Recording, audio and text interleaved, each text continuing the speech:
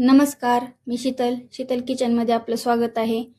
चला तर आज मी इथे चिंचेची चटणी बनवणार आहे.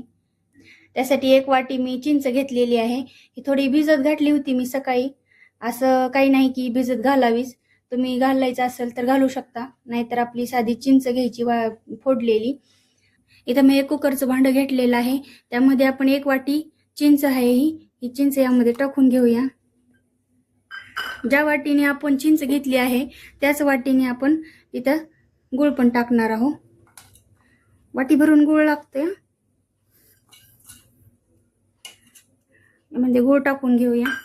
त्याला आपण 1 चमचा चटणी टाकून घेऊया. 1 चमचा चाट मसाला घ्यायचा आहे. हे बघा, इथं मी अर्धा चमचा काळं मीठ घेतलेलं आहे. जास्त काही टाकू नका, खारट होईल नाही तर.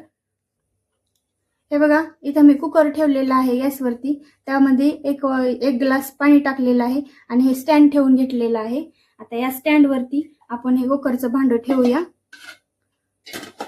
आणि ह्याला मंद आचेवर 1 शिट्टी काढून घ्यायची. आता याची 1 शिट्टी झालेली आहे, याला आपण काढून घेऊया.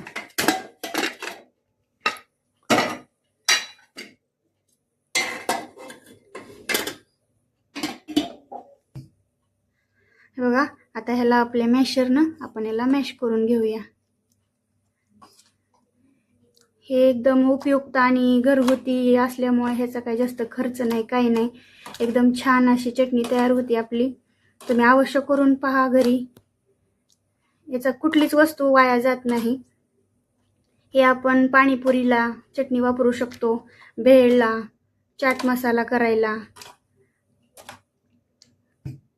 ढोकळा, रगडा पॅटीस यासाठी पण ही चटणी आपण वापरू शकतो. आणि कितीही दिवस आपण फ्रीजमध्ये ह्याला स्टोअर करून ठेवू शकतो. हे काय खराब होत नाही किंवा काय वाटोळं होत नाही. ह्याचे प्रत्येक वस्तू कामाला येते. हे बघा, हे एकदम छान असं मॅश झालेलं आहे. आता आपण याला चाळून घेऊया.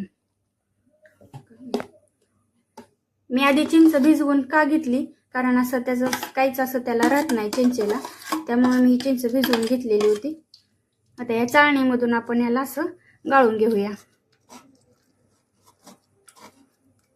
एकदम घट्ट आणि छान, दुकानातल्या चटणीपेक्षा छान लागते ही. घरी एकदा नक्की करून पहा.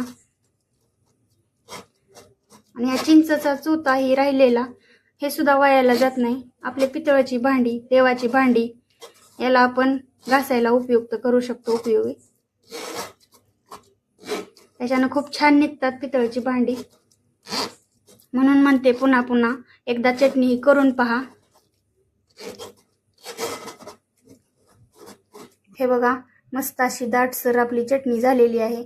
याला आपण पाणीपुरीला वापरू शकतो.